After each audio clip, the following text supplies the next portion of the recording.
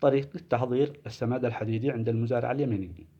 أولا يقوم المزارع بخلع شربة أقدامه هذه الشرابة، ثم يأتي بعلبة بلاستيكية، علبة ماء أو ما شابه، وشريم، ويقطعها إلى نصفين حتى تصبح بهذا الشكل على شكل عبار، يضعها داخل الشربة.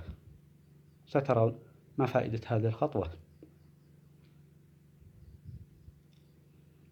ثم يقوم المزارع اليمني بتغطية أنفه وفمه بكمامة حتى لا يستنشق رذاذ السماد.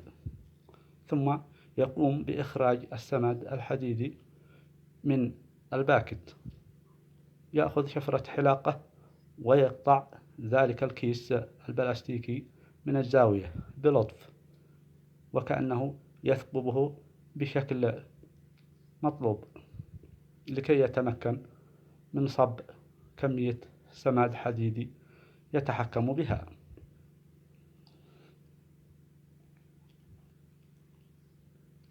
يقوم أيضا بصب كمية لا بأس بها إلى ذلك العبار، وبدوره يسمح للسماد الحديدي الوصول إلى الشربة.